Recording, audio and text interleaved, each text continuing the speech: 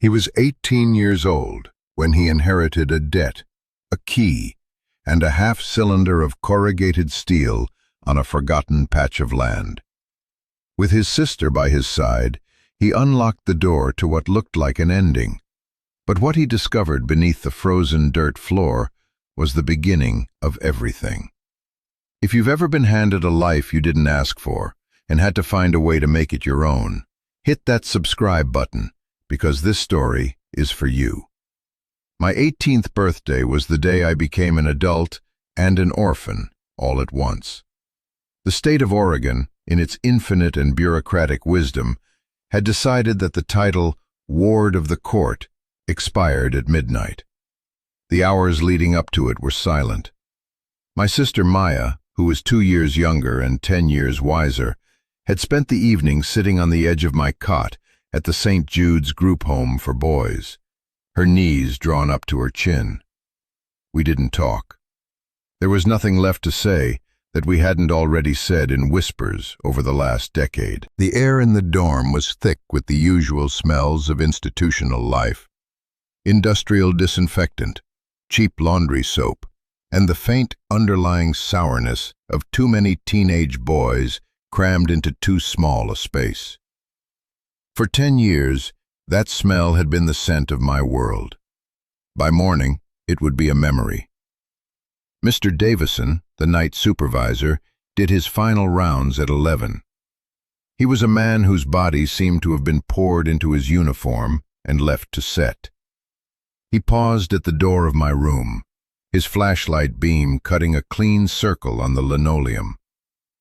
"Leo," he said, his voice a low rumble that always sounded tired. "Albright will be here at 8 sharp. Have your bags ready." He didn't say good luck. He didn't say goodbye.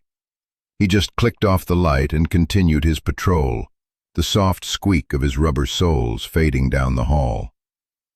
That was the system's farewell, an instruction, a deadline.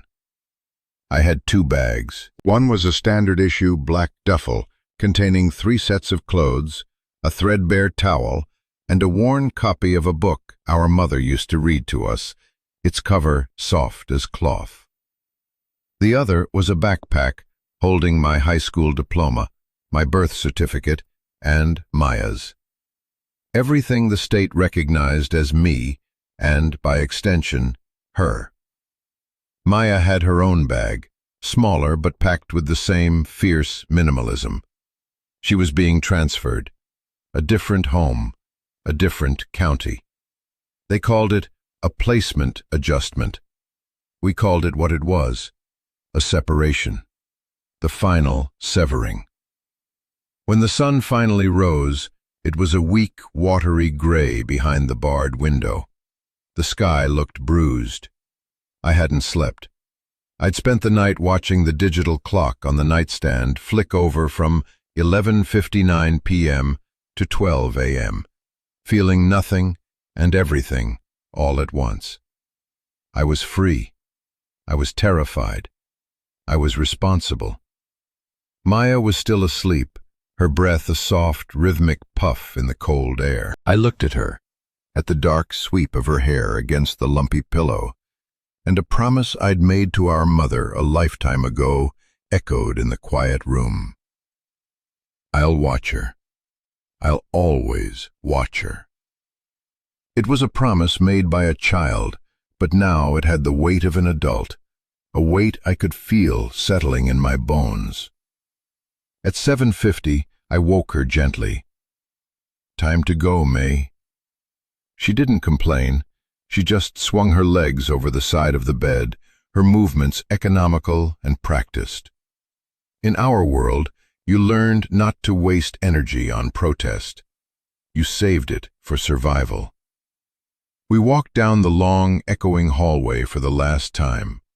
The walls were painted a color I called institutional beige, a shade designed to be forgotten. We passed the common room, where a television was already blaring a morning cartoon to an audience of silent, sleepy boys. No one looked up. In a place like this, departures were common. They were just holes that appeared in the fabric of the day, soon to be patched over by a new arrival. We were just another hole. Miss Albright was waiting in the foyer, standing by the thick glass doors that separated St. Jude's from the outside world. She was a small woman who favored sensible shoes and gray pantsuits, her face a careful mask of professional empathy. She was the closest thing we had to an ally in the system, but she was still part of it, a cog in the machine that had ground up our childhood. She gave us a tight, brief smile. "Leo, Maya, are you ready?"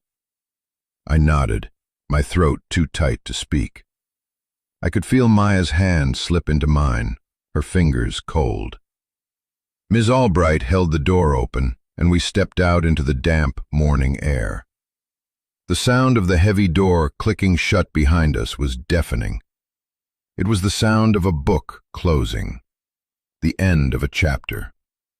We stood on the concrete steps, the two of us, with our two bags and the sum total of our lives held between us. The world felt impossibly large, impossibly quiet. That was it.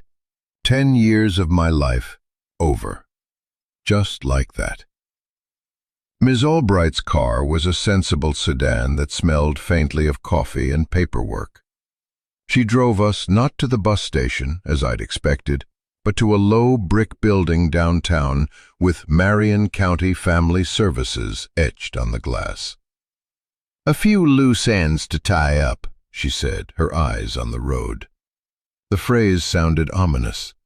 Loose ends, in my experience, were never good. They were things that could unravel.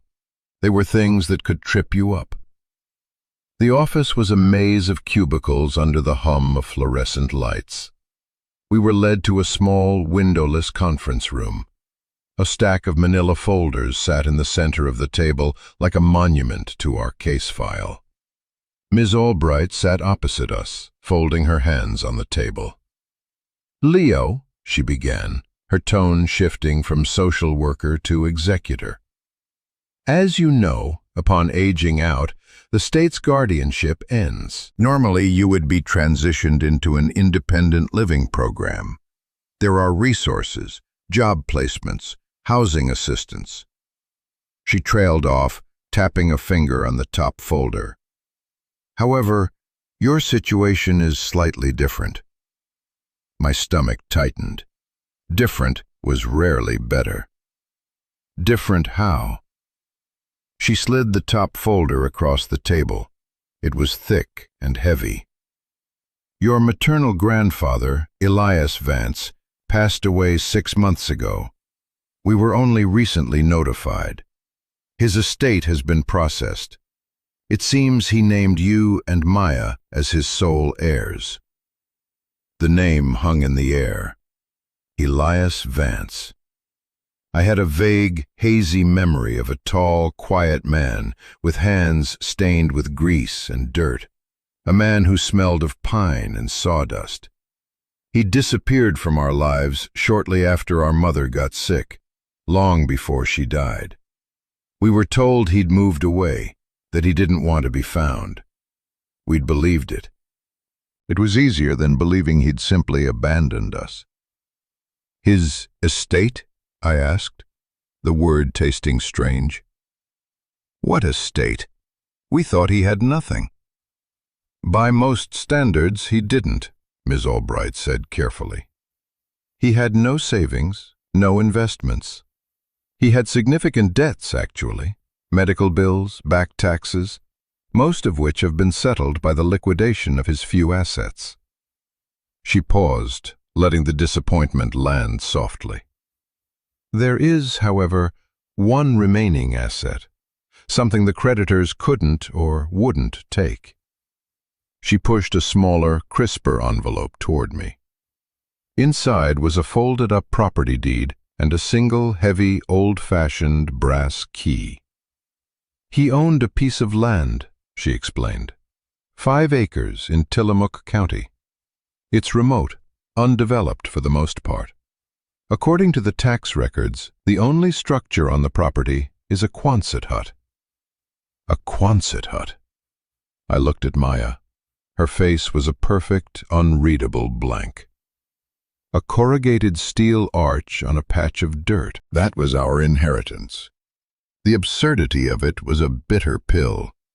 All those years of silence, of feeling utterly alone, and this was the punchline. A tin can in the middle of nowhere. It felt like a final insult from a man we barely knew. "And the debts?" I asked, my voice flat. "The property comes with a lien," she said, her professional sympathy showing a few cracks. She looked genuinely sorry. 2 years of unpaid property taxes. You'll have 90 days from today to pay the outstanding amount, roughly $4,000, or the county will seize the land and auction it off. She slid another paper over. A tax delinquency notice. Red letters screamed, "Final warning." "Leo, I have to be honest with you. The land is assessed at a very low value. Most people in your position would walk away. You can sign this form right here, relinquish your claim. The state will still help you with the transition program. It's the sensible option." The sensible option. The words hung there. For 10 years, we had been subject to the sensible options of others. Sensible placements, sensible rules. A sensible separation because a co-ed group home wasn't sensible for a 16-year-old girl. All of it had been sensible, and all of it had slowly dismantled our lives. I looked at the key in my hand. It was heavy, solid, real. It was the first thing I had held in a decade that felt like it belonged to me, to us. "What about Maya?" I asked, my voice barely a whisper. Ms. Albright's expression softened. "Her placement at the Pine Ridge facility is already arranged. It's a good place. She'll be safe there until she's 18. Safe, separate." I looked at Maya. For the first time, a flicker of emotion crossed her face, a deep, gut-wrenching fear. She shook her head, a tiny, almost imperceptible movement. Her eyes pleaded with me. Don't let them take me again." The promise I'd made to my mother wasn't just about watching her.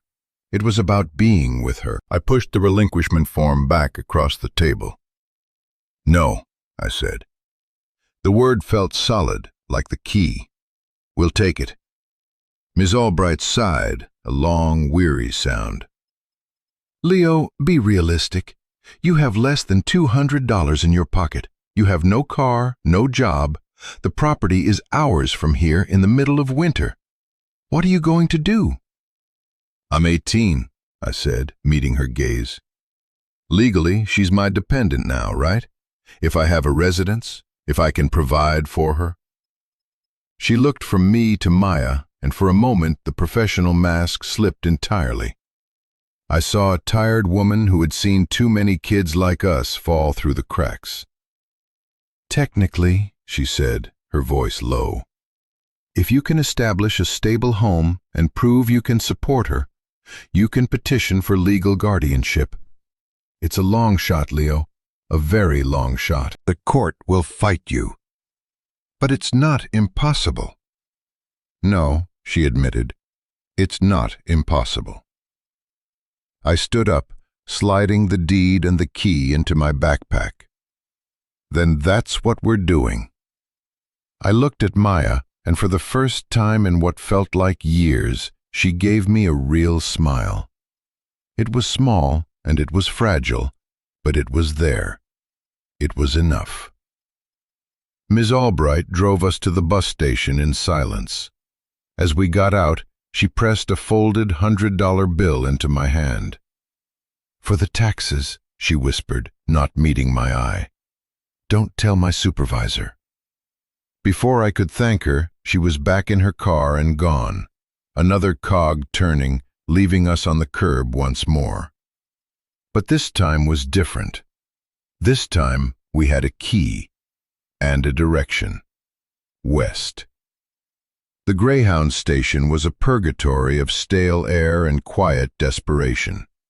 People slumped in molded plastic chairs, their faces illuminated by the glow of their phones, all of them waiting to be somewhere else. We bought 2 one-way tickets to a town called Nehalem, the closest stop to the address on the deed. The tickets took almost all of the cash I had, including Ms. Albright's gift. I was left with $63 and some change. It felt like both a fortune and nothing at all. Our bus wasn't scheduled to leave for 3 hours. We found a corner away from the main flow of traffic and sat with our backs against the grimy wall. Maya pulled the worn book from my duffel bag, The Little Prince. She didn't open it, just held it in her lap, tracing the faded gold lettering with her finger. It was the only thing we had left of our mother, of the time before. "Do you think he was a bad person?" she asked quietly, her voice so soft I could barely hear it over the garbled announcements from the PA system. I knew she meant our grandfather. "I don't know," I said honestly. "Mom said he was just lost after Grandma died." "He left us," she said. It wasn't an accusation. It was a statement of fact, a truth we had lived with for a decade. "Yeah," I said, "he did." And now he had left us a metal shed and a mountain of debt. It was hard to see it as an act of love. It felt more like a final cosmic joke. But it was the only joke we had. For 3 hours we sat in silence, an island of stillness in the constant motion of the station. The silence between me and Maya wasn't empty. It was full of everything we didn't need to say. It was the language we had perfected over years of being overheard, of being documented, of having our words twisted in case files and psychological reports. We didn't need to say, "I'm scared." We didn't need to say, "Are we making a mistake?" We didn't need to say, "I'm so glad we're together." We just knew. When they finally called our bus, we joined the shuffling line of passengers. The driver, a heavy-set man with a magnificent gray mustache, took our tickets without a word. We found 2 seats together near the back. The windows were grimy with road dust, and the air inside was thick with the smell of diesel and old upholstery. As the bus pulled out of the station, the city began to slide away. The tall buildings gave way to strip malls, then to sprawling suburbs, and finally to open country. The landscape flattened, the sky widened. It was January, and the world outside the window was painted in shades of gray and brown. The fields were fallow, the trees skeletal. Everything looked tired, resting, waiting for a spring that felt a long way off. I watched the miles tick by. Each one was a mile further from St. Jude's, a mile further from the life that had been assigned to us. With every mile, the knot in my stomach loosened just a little. I was still terrified, but now it was a different kind of fear. It wasn't the passive fear of waiting for the next bad thing to happen. It was an active fear, the fear of the unknown, of the choices I had made and the ones I still had to make. It felt sharper, cleaner. It felt like my own. Maya fell asleep against my shoulder an hour into the ride. Her breathing was even, peaceful. For the first time since Ms. Albright had mentioned the new placement, she looked relaxed. She trusted me. The weight of that trust was immense, but it was a good weight. It was a purpose. I looked out the window at the darkening sky. Rain had begun to fall, smearing the view into an abstract watercolor of wet asphalt and blurred headlights. We were heading into a storm, literally and figuratively. I had $63, a nearly 16-year-old sister to care for, a key to a metal hut, and a 90-day deadline to come up with $4,000. The odds were ridiculous. They were impossible. But for the first time in a long time, they were our odds. We arrived in Nehalem well after dark. The bus hissed to a stop in front of a closed gas station. The driver called out the name of the town into the dark, empty bus. We were the only ones who got off. The moment we stepped out, the cold hit us. It was a wet, biting cold that came right off the Pacific, a cold that felt like it had teeth. The bus pulled away, its red taillights shrinking into the rainy darkness, leaving us utterly alone under the flickering yellow glow of a single street lamp. The town was asleep. The address on the deed was for a rural route several miles out of the small town center. There were no taxis, no Ubers, nothing. Just the sound of the rain and the distant, mournful cry of a foghorn. We were stranded. "Now what?" Maya asked, pulling her thin jacket tighter around herself. Her breath plumed in the cold air. "We find a place to wait for morning," I said, trying to sound more confident than I felt. I scanned the dark street. A little further down, a single light was on in the window of a tavern. The sign above the door, a neon beer logo, cast a weak blue haze onto the wet pavement. It wasn't ideal, but it was something. As we started walking towards it, a pair of headlights swung around the corner and slowed to a stop beside us. An old, beat-up tow truck, its engine rumbling like a grumpy bear. The window rolled down. The driver was a wiry old man with a face like a road map and a stained baseball cap pulled low on his forehead. "You kids lost?" he asked, his voice a gravelly rasp. "We're looking for a place on Tillamook River Road," I said. "Belonged to a man named Elias Vance." The old man's eyes narrowed. He looked us up and down, taking in our meager luggage and city clothes. "Elias's grandkids, huh? Heard he'd passed. Sorry for your loss. He was a character." He chewed on that for a moment. "That place is 5 miles out. You ain't walking it in this weather. Hop in. The cab's warmer than the street." We hesitated for a second, the old institutional warnings about strangers ringing in our ears. But the rain was turning to sleet, and the warmth pouring from the open window was too tempting to refuse. We climbed in. The cab was a chaotic mess of tools, greasy rags, and old receipts, but it was warm and dry. "Name's Gus," the man said as he put the truck in gear. "Lived here my whole life. Knew your granddad a little. Kept to himself mostly, especially the last few years." The truck rumbled through the sleeping town and turned onto a narrow, unlit road that wound its way into the hills. The headlights cut a tunnel through the darkness, revealing walls of towering, dripping fir trees on either side. It felt like we were driving off the edge of the world. "So he left you the Quonset," Gus said, more a statement than a question. "Not much of a palace." There was that dry, subtle humor the JSON mentioned. "It's what we've got," I said.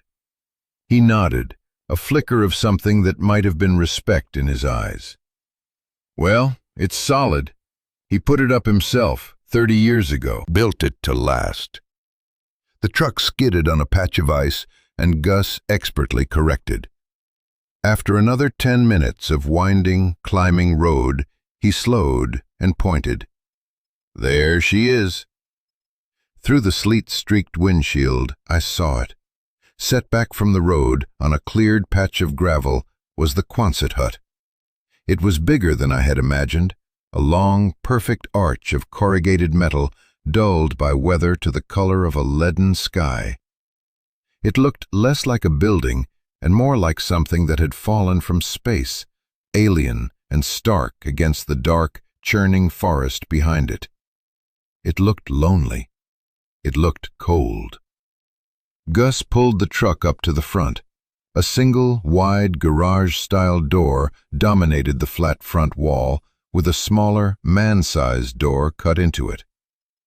"This is you," he said, shutting off the engine. The sudden silence was broken only by the ticking of the cooling engine and the sleet hitting the metal roof of the hut. It sounded like a handful of gravel being thrown against it, over and over. "How much do we owe you?" I asked, reaching for my wallet. Gus waved a dismissive hand. "Nothing. Call it a welcome to the neighborhood.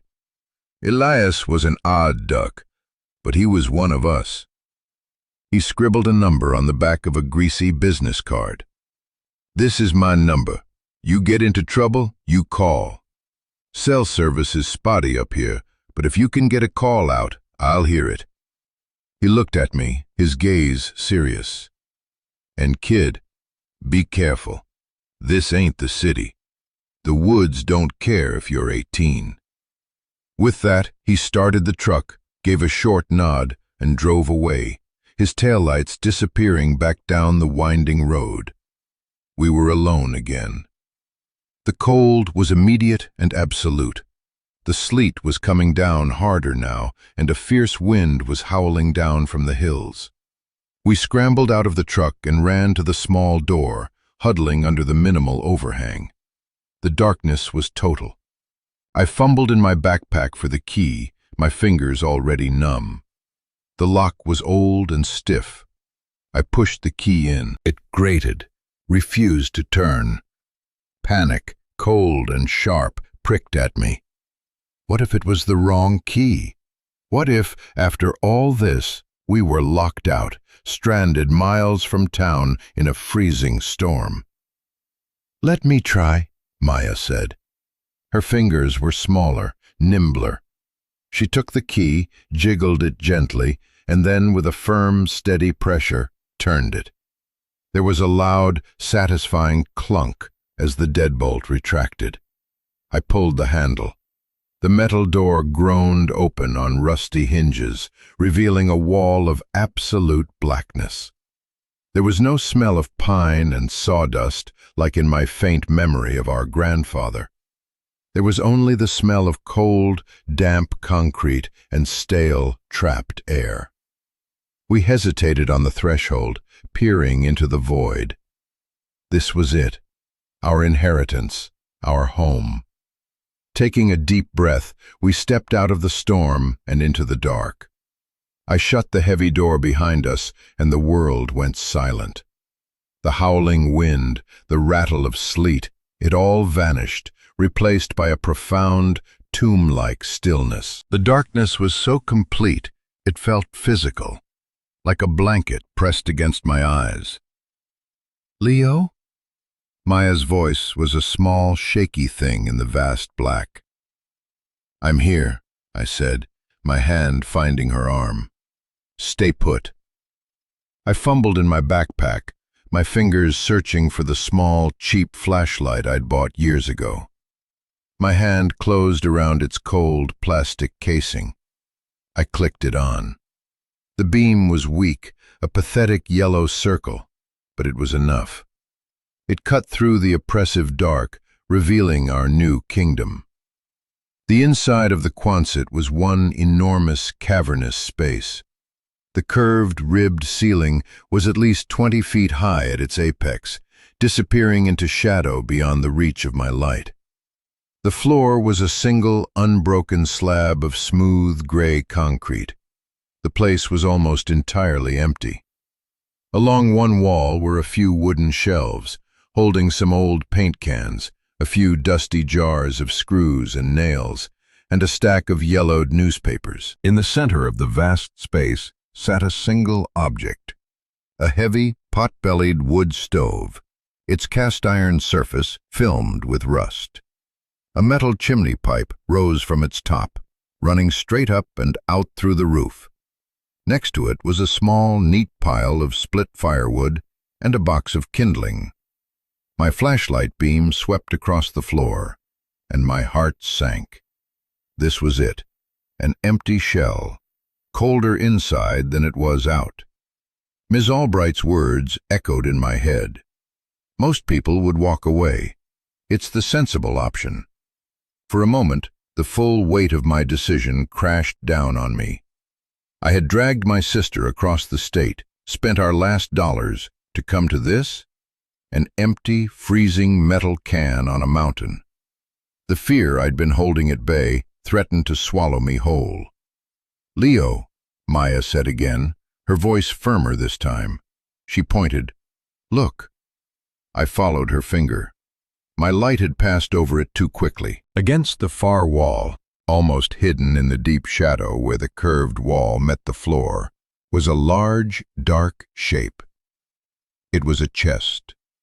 A massive, old-fashioned steamer trunk, bound with iron straps and studded with rivets. It was at least 4 feet long and 3 feet high, made of dark, heavy wood. It wasn't just sitting there. It was bolted to the concrete floor with thick, industrial-looking hardware. A heavy-duty padlock, the size of my fist, secured the lid. Hope is a stubborn, irrational thing. It should have been dead on arrival, frozen out by the cold and the emptiness. But looking at that chest, a tiny, defiant flicker sparked to life inside me. People don't bolt an empty box to the floor. People don't secure nothing with a padlock that could stop a tank. We walked over to it, the sound of our footsteps echoing in the huge space. The air grew colder as we moved away from the door. I ran my hand over the rough wood. It was freezing to the touch. I shone the light on the padlock. It was a combination lock, 4 numbered dials set deep within its steel body. "A combination," Maya said, kneeling down to get a closer look. "Do we have it?" "No idea," I said, my mind racing. Where would he have left it? There was nowhere to hide anything in this vast, empty room. My eyes scanned the shelves, the floor, the walls. Nothing. Just bare metal and concrete. I felt a surge of frustration. It was another one of his games, a final, cryptic puzzle from a man who had been a ghost our entire lives. "Maybe it's a date," Maya suggested. "His birthday? Mom's birthday?" We tried them. My birthday. Her birthday. The year he bought the land, which was stamped on the deed. Nothing. The lock wouldn't budge. We were so close. Whatever answers this place held, whatever our grandfather had left us, was locked inside this box, feet away, but completely out of reach. The cold was starting to seep into my bones. We couldn't stay here if we couldn't get a fire going, and we couldn't waste our energy on a lock we couldn't open. "Okay," I said, making a decision. "First things first, we need warmth." We went back to the wood stove. It was old, but looked solid. I opened the little iron door. The inside was clean, the grate empty. Whoever had been here last had left it ready. Using the kindling and a few pieces of wood from the pile, I laid a small fire. My hands were shaking from the cold, but I managed to get it lit with the cheap lighter from my pocket. The kindling caught, and a small, hungry flame began to lick at the bigger logs. I closed the door, adjusted the flue, and slowly, a wave of radiant heat began to push back against the oppressive cold. It was the best feeling in the world. We pulled our bags over and sat on the floor in front of the stove, soaking in the growing warmth. The small fire cast dancing shadows up the curved walls, making the huge space feel a little less empty, a little less intimidating.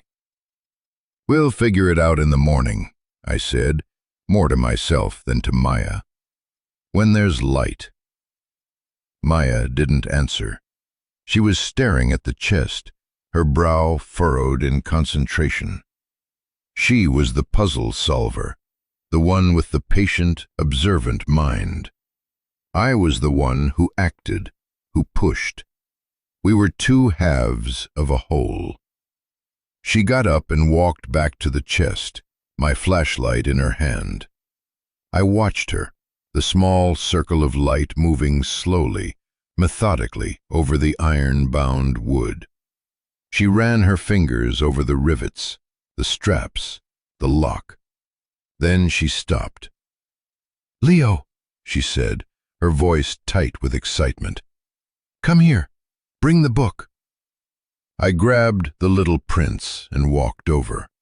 She was shining the light on the dusty lid of the trunk, right next to the lock. There, almost invisible in the grime, were 4 faint, shallow numbers scratched into the wood. 4, 4, 2, 0. It wasn't a date. It was just a number. It meant nothing to us. "It's not a combination," I said, disappointed. "It's just numbers." "No," she said, her eyes bright. "It's not a combination. It's a page." She held up the book. "Page 44, line 20. My heart started to pound.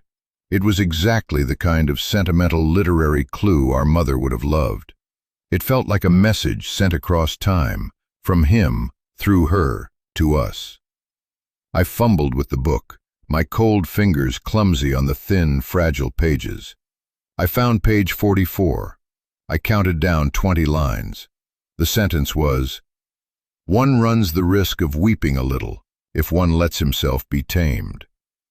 It was a beautiful line, but it wasn't a combination.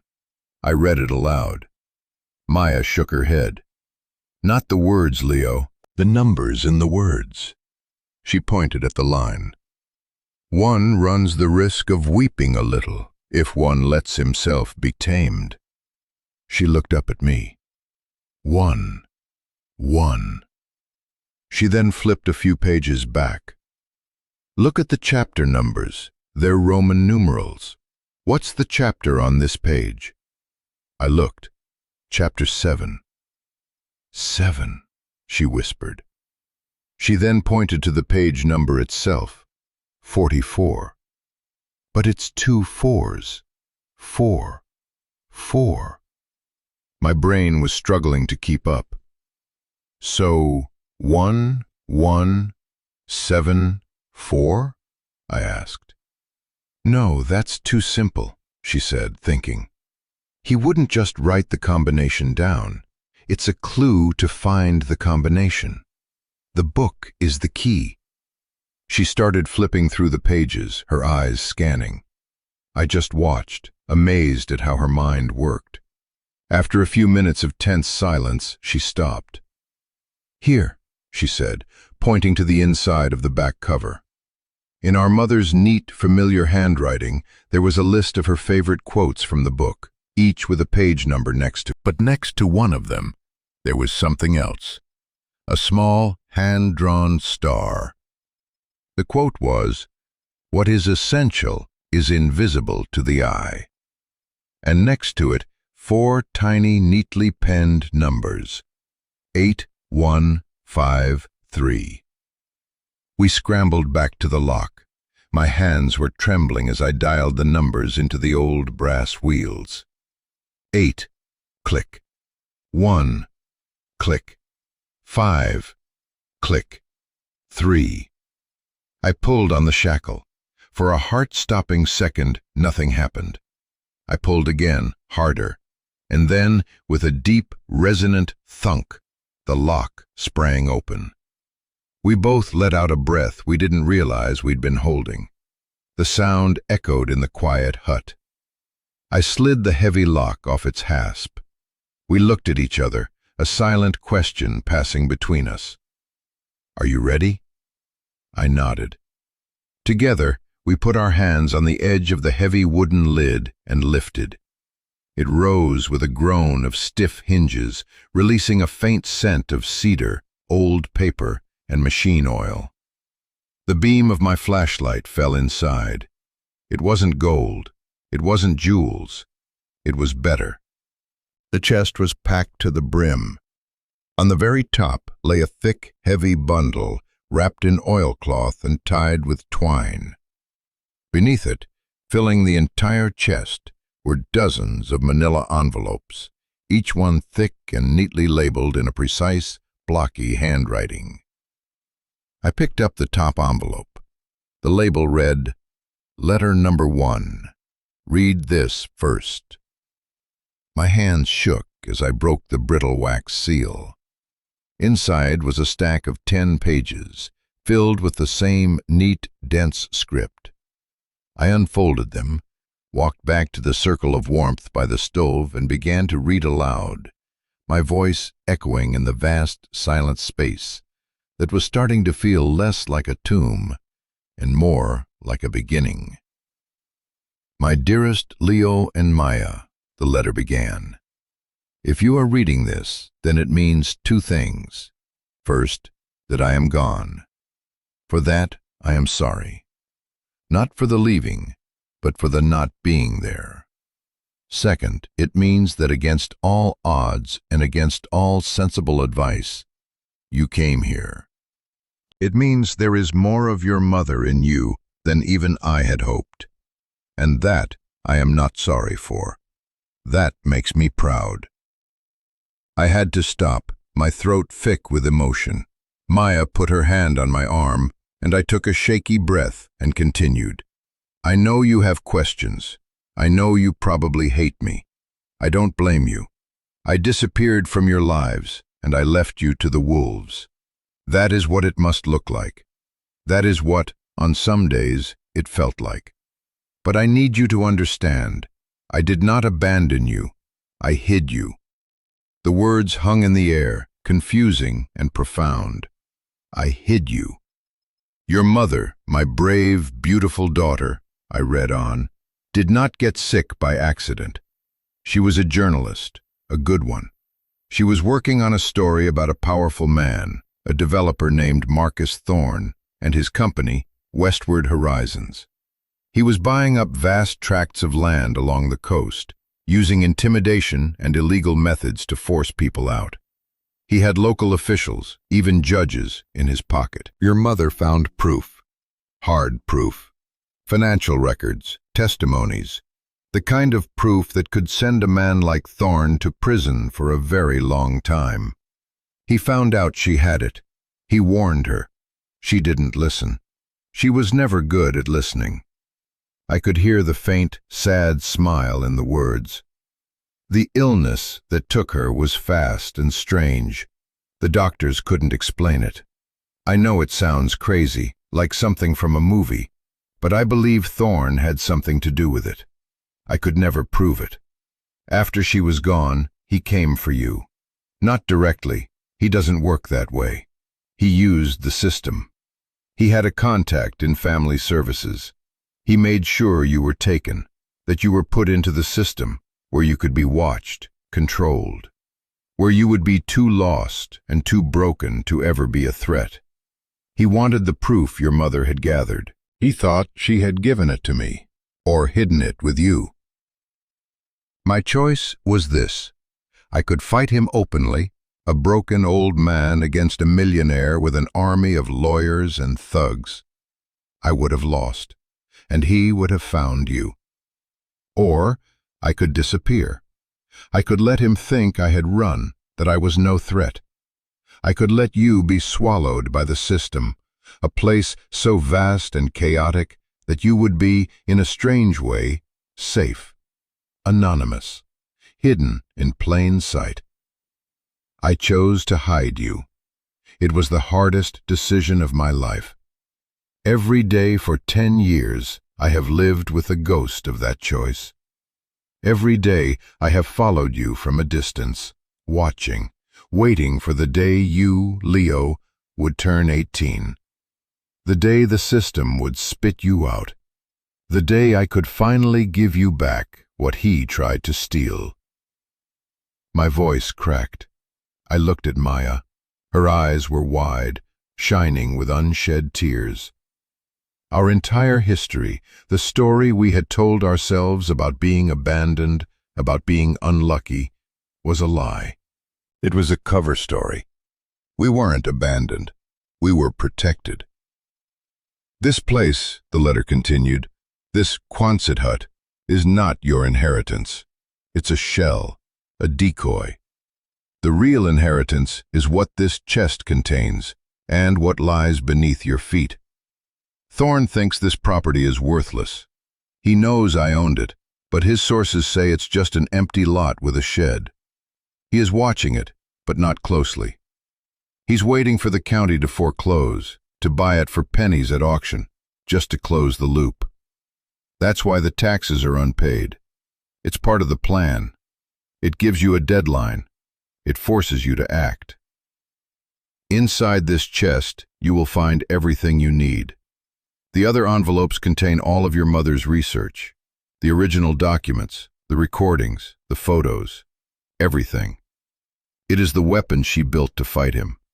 I am giving it to you. What you do with it is your choice. You can take it to the authorities, to the press. It will be a war. Thorn will fight back, and he is dangerous. Or you can destroy it. You can take what else I have left you and disappear, live a quiet life. There is no shame in that. Your mother has already paid too high a price. What else he left us? Maya whispered, looking around the empty hut. I read the final paragraph. The combination you used for the chest, 8153, is also a map. Look at the concrete floor. I poured it myself. It is a grid, 8 feet from the north wall, 15 feet from the west wall. You will find a seam. Follow it. Your future is underneath you. Be brave. Be smart. Be together. All my love, Grandfather. I lowered the letter. The silence in the hut was different now.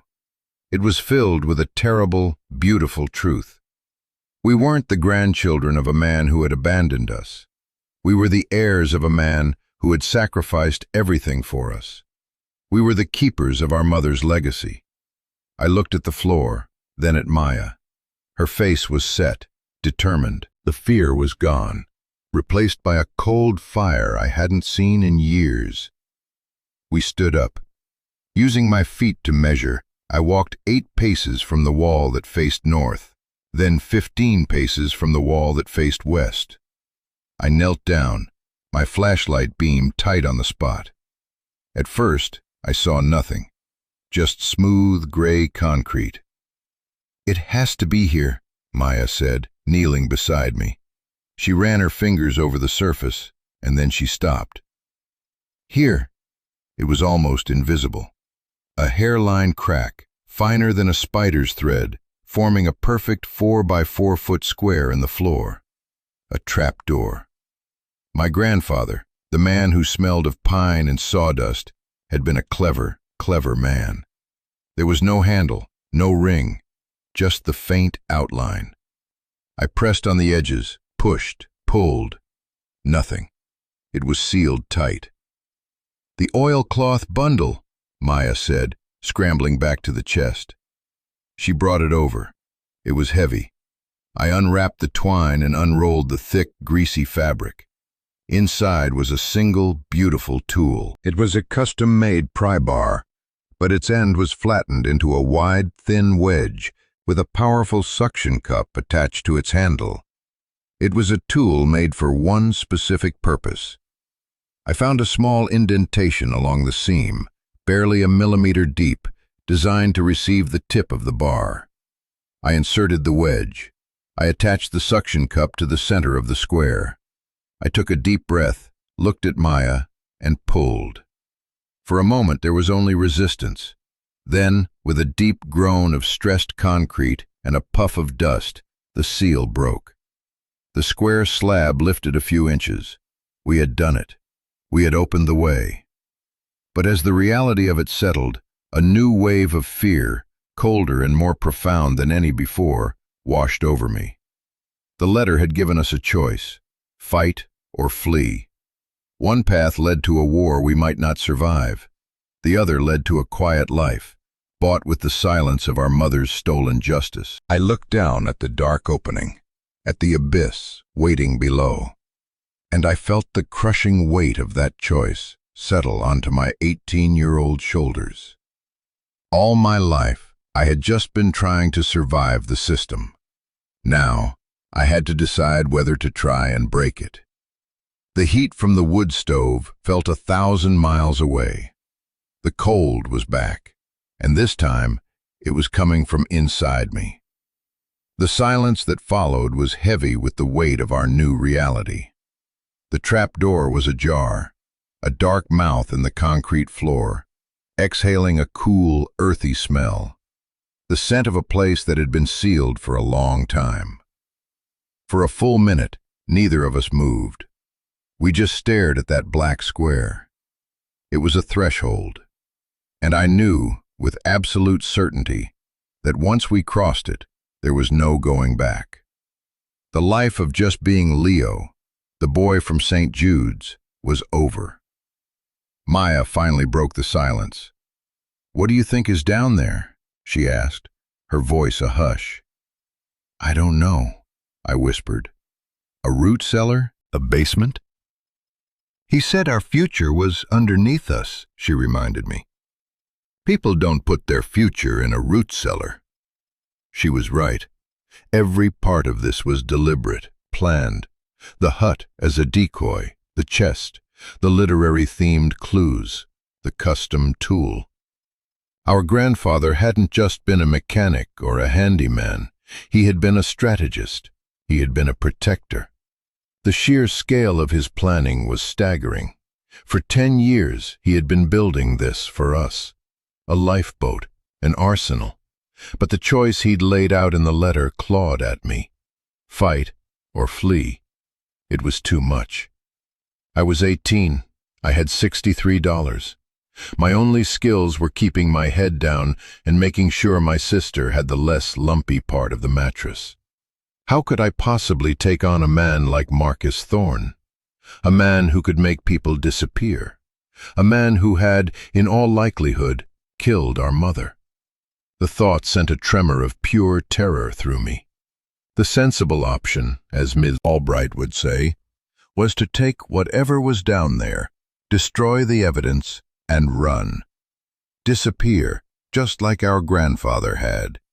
Live. But then I thought of our mother. I had only vague memories of her as a person. Her laugh, the way she tucked my hair behind my ear. But I remembered her passion. I remembered her sitting at our small kitchen table, surrounded by papers, her face intense, her voice low and urgent as she talked on the phone. She wasn't afraid. Or if she was, she didn't let it stop her. To destroy her work would be to let Thorne win.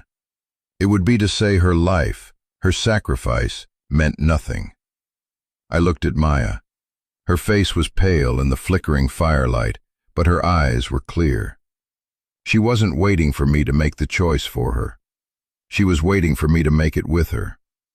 "Whatever is down there," she said, as if reading my thoughts, "we see it together, and whatever we do next, we decide together."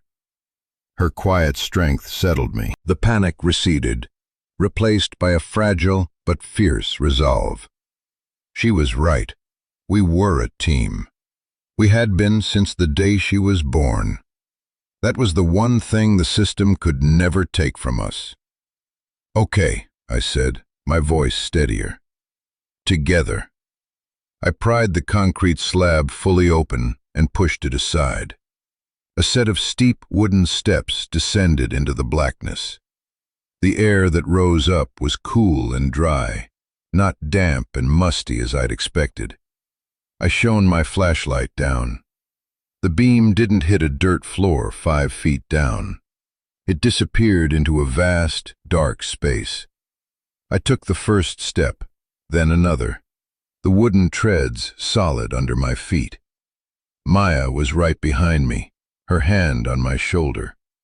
We descended about 15 feet, and my feet touched a solid floor. I swung the flashlight beam around. My breath caught in my throat. It wasn't a cellar, it was a bunker. The space was as large as the Quonset hut above it, but it was finished. The walls were smooth, poured concrete, painted a clean, bright white. The ceiling was low but well lit by a series of sealed industrial light fixtures. A thick black cable ran from a junction box on the wall to a large, silent diesel generator in the far corner, a ventilation pipe running up and out of sight. Next to the generator were several large drums of fuel. Along one entire wall was a massive bank of deep-cycle marine batteries, all wired together. It was an independent, off-grid power system. Along the opposite wall were floor-to-ceiling shelves, just like the ones upstairs. But these weren't filled with junk. They were meticulously organized. There were rows upon rows of preserved food in mason jars, vegetables, fruits, jams. There were large, sealed plastic tubs labeled rice, beans, flour. There were boxes of medical supplies, water purification tablets, tools of every kind imaginable, wrenches, saws, drills, a full mechanics set. There was a small, functional kitchen area with a propane-powered camp stove and a sink that drew from a massive water tank. In the corner was a small, enclosed room with a chemical toilet and a simple shower stall. It was a survivalist's dream, a fallout shelter, a place to weather any storm. Our grandfather hadn't just left us a hideout, he had left us a fortress, a self-sufficient world hidden beneath a shell of poverty. In the center of the room was a large, sturdy wooden workbench. On it, laid out neatly, were the rest of the manila envelopes from the chest. And in the very middle, there was one more letter. This one labeled simply, "The Choice." We walked over to the bench, our footsteps the only sound in the brightly lit, silent room. This was it, the heart of the matter. I picked up the envelope. This time, my hands were steady. I opened it and began to read. "Leo, Maya," it started, with no preamble. "If you've made it this far, you understand the basics. Now for the details. This bunker took me 10 years to build. I did it all myself, at night, by hand. I dug it out with a shovel and a wheelbarrow, poured every bag of concrete, ran every foot of wire. I did it while working as a mechanic in town, saving every spare dollar to buy the supplies, piece by piece, so no one would notice. This place is invisible. It's not on any county record. It doesn't officially exist. You could live here for the rest of your lives, and no one would ever know. The evidence against Thorne is in those envelopes. It's damning. It's more than enough. But I told you he is dangerous, and I need you to understand how dangerous. The man is a sociopath. He sees people as obstacles or tools. Your mother was an obstacle. You, if you come forward, will be the biggest obstacle of his life. He will not hesitate. He will not show mercy. The legal system is a slow, ponderous beast.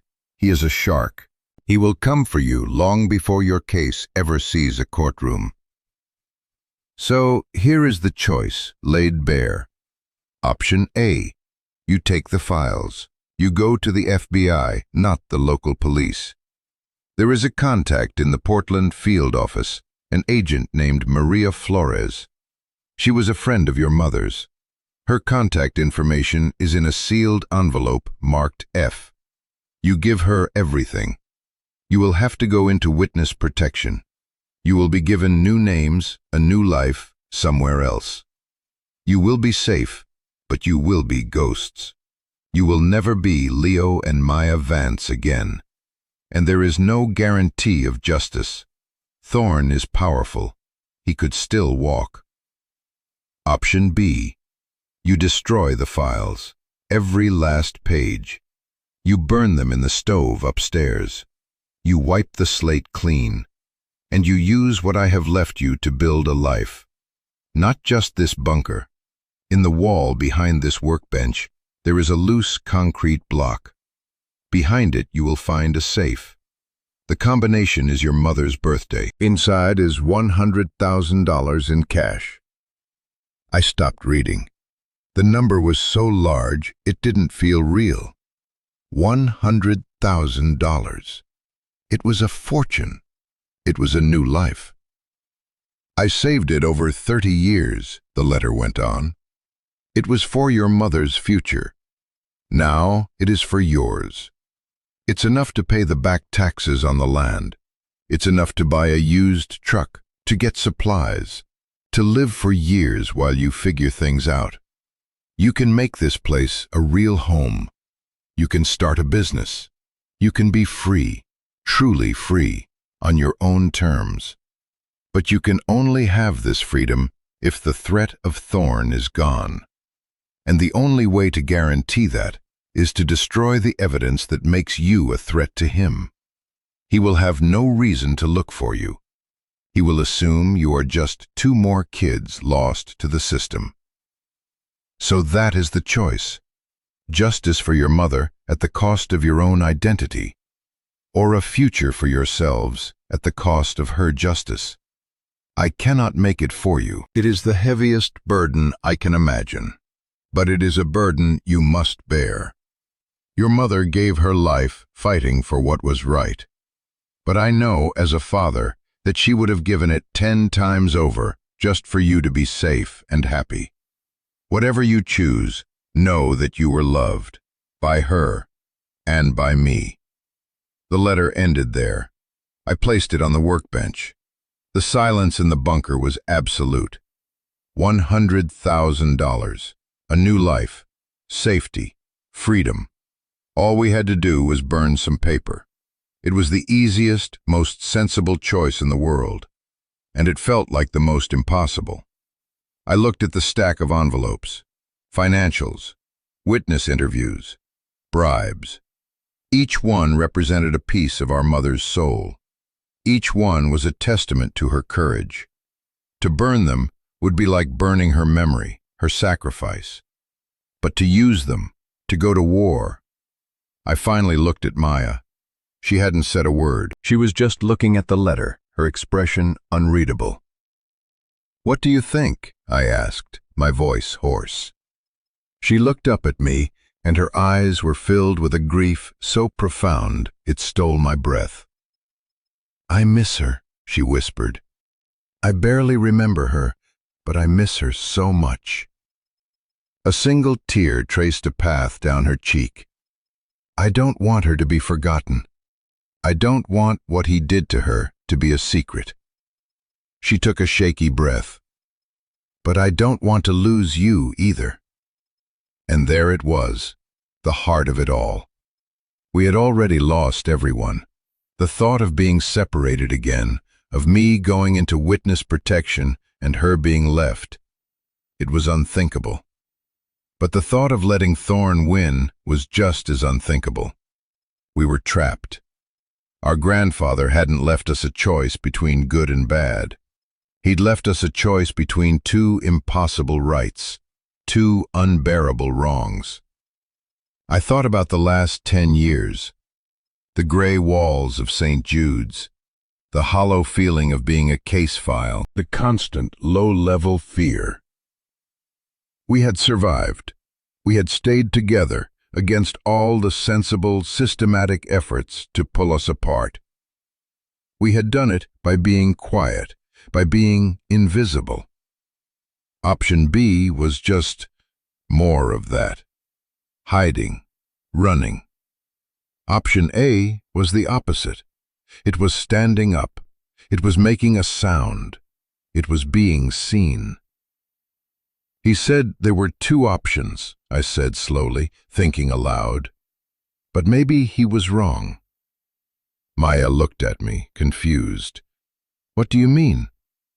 He said, "Fight or flee. Go to the FBI and disappear, or destroy the evidence and disappear.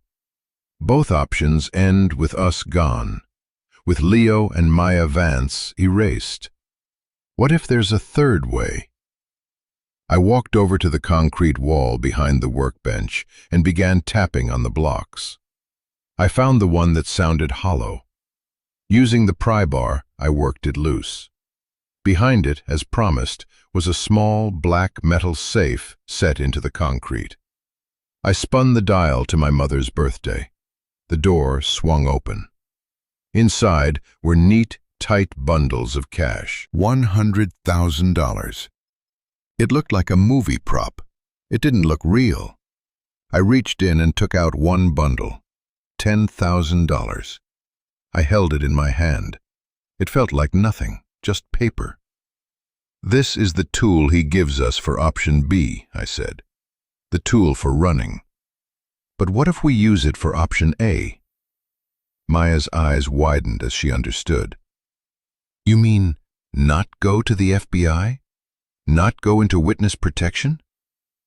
"I mean we stay," I said, the idea taking shape, solidifying from a wild hope into a concrete plan. "We stay right here. This place. This is a fortress.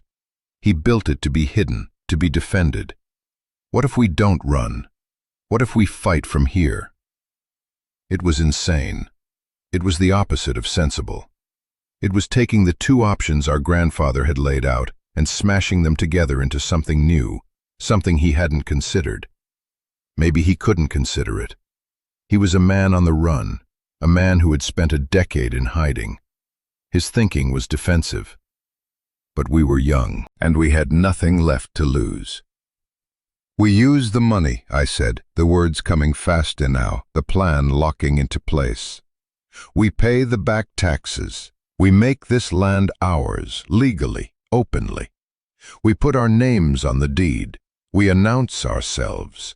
We say, 'We are Elias Vance's grandchildren. We are here.' It's a dare. It's a challenge." "He'll come for us," Maya said, her voice a whisper of fear and excitement. "Yes, he will," I agreed. "And we'll be ready. We use the rest of the money to prepare. We reinforce this place. We get a lawyer, a good one. We use the evidence not as a weapon to be handed off, but as a shield. We leak it, piece by piece. We create a dead man's switch. If anything happens to us, everything goes public. We make ourselves too dangerous to touch." It was the riskiest plan imaginable. It meant painting a target on our own backs. But it was the only option that didn't require us to give up a piece of ourselves. It was the only option where we got to keep our names, our home, and our mother's legacy. It was the only option where we could have justice and a future. I looked at Maya. The choice was hers as much as mine. I wouldn't do it without her. She was silent for a long time, her gaze distant. I could see the war inside her. The desire for safety, for peace, versus the burning need for justice. Finally, she looked up at me. The tears were gone. Her eyes were like steel. "Okay," she said. Just one word, but it was everything. It was the sound of a key turning in a lock. It was the sound of a door opening. It was the sound of a choice being made. Not his choice, ours. We weren't going to run. We weren't going to hide. We were going to build. We were going to fight.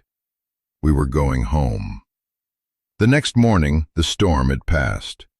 A weak winter sun was trying to break through the clouds, casting a pale, watery light over the snow-dusted landscape. The world felt new, washed clean. The first thing we did was take $20,000 from the safe and put it in my backpack.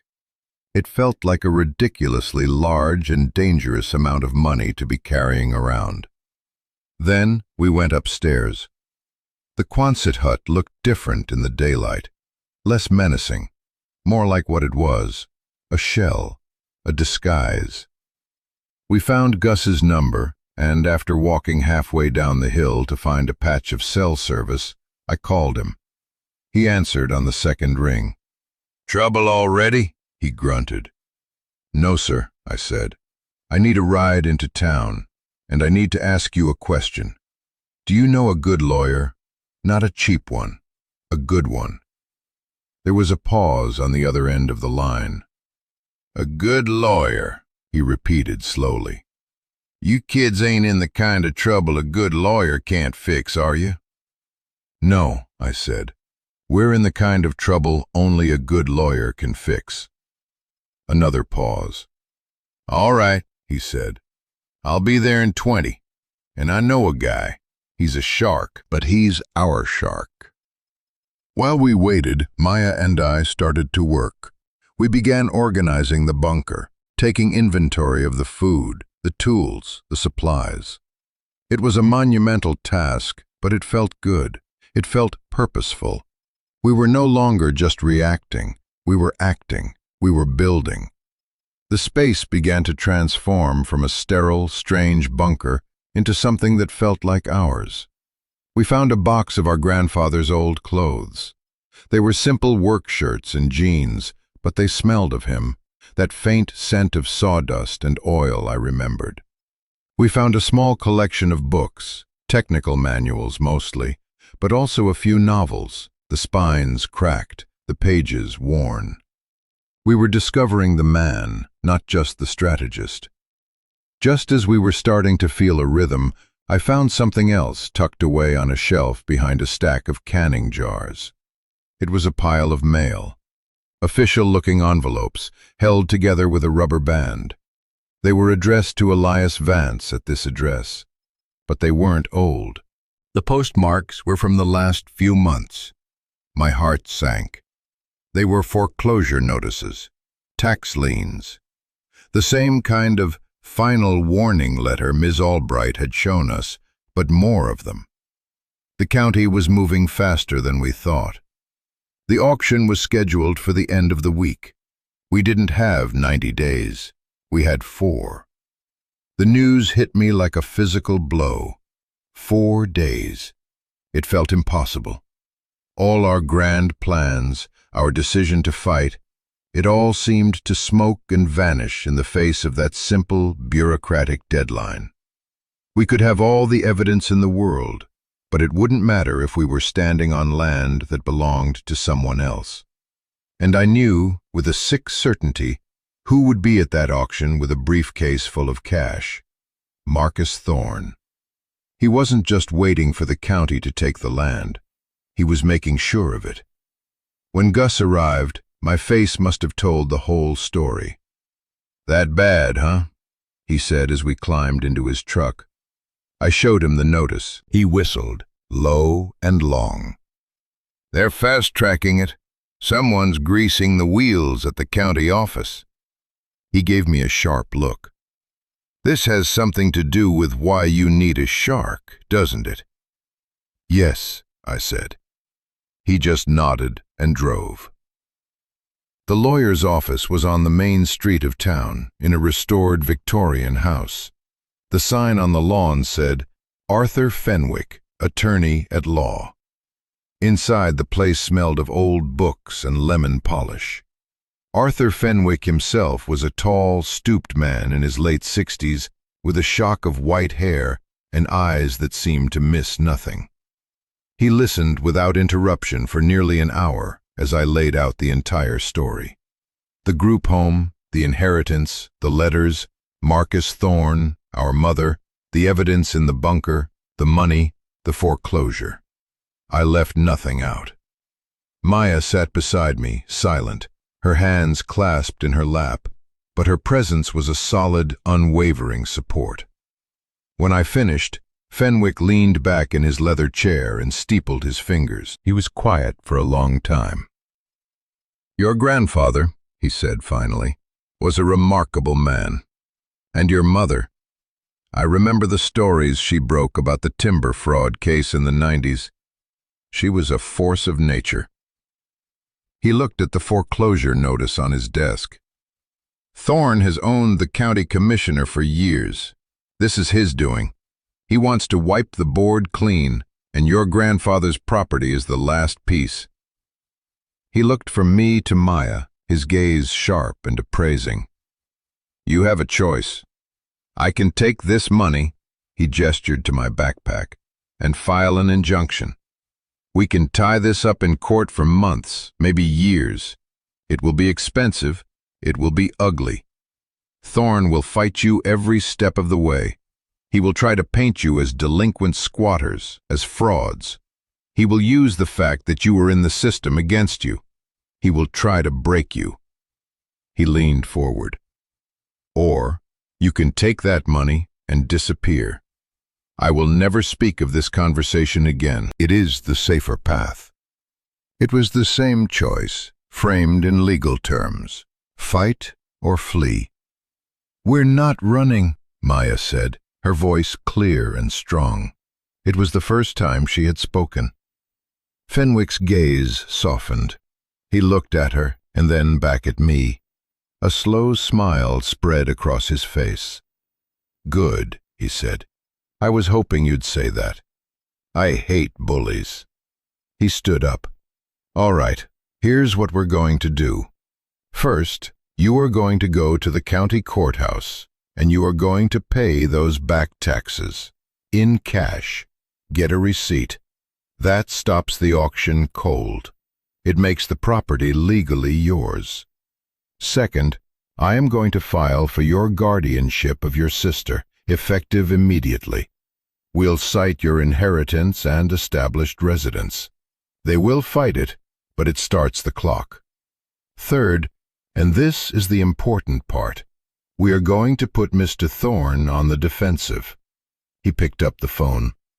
"I am going to call a friend of mine at the Portland Herald, a journalist, the kind of journalist who loves a story about a corporate predator, 2 brave orphans, and a hidden legacy."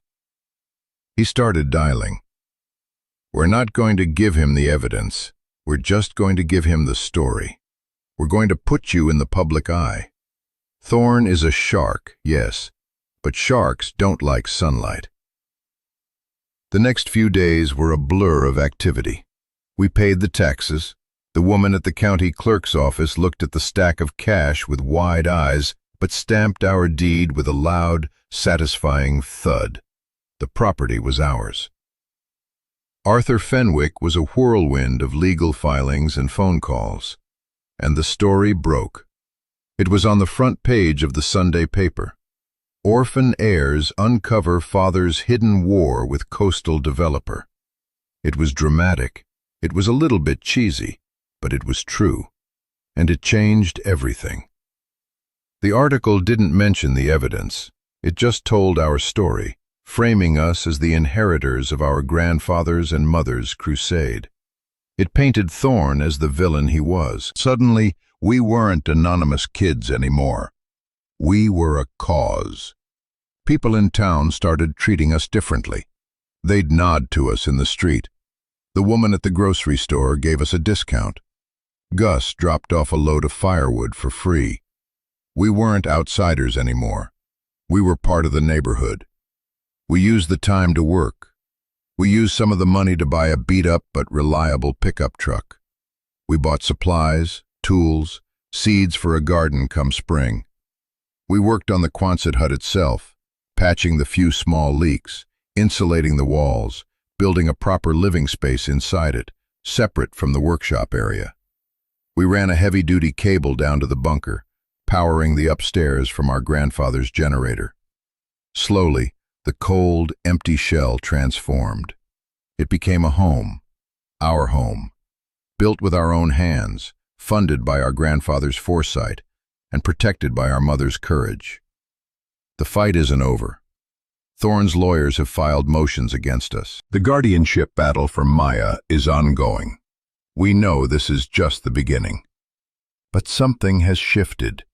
We are no longer afraid. The bunker is our safe room. The Quonset is our home. And the evidence is our shield. We have a lawyer who believes in us, and a community that is starting to stand with us. We have a future.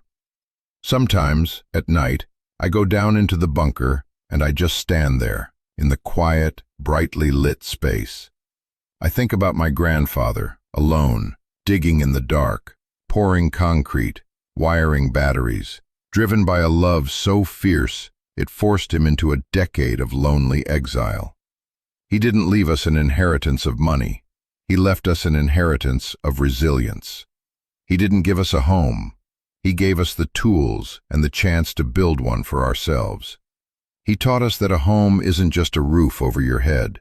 It's a place you are willing to defend.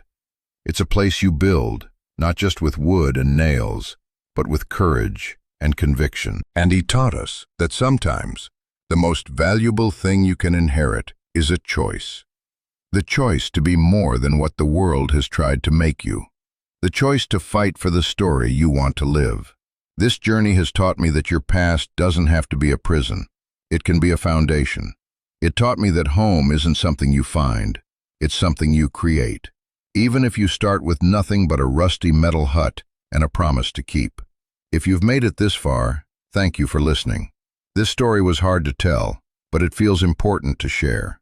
So many of us are handed stories we didn't write for ourselves. Stories of loss, of struggle, of being counted out.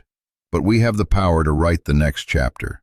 If this story resonated with you, if you've ever had to build a life from the ground up, or fight for what you believe in, I hope you'll subscribe and join our community here. And I'd love to hear from you in the comments. Tell me about a time you had to make a hard choice, or a time you found home in an unexpected place. Your stories matter. We're all building something.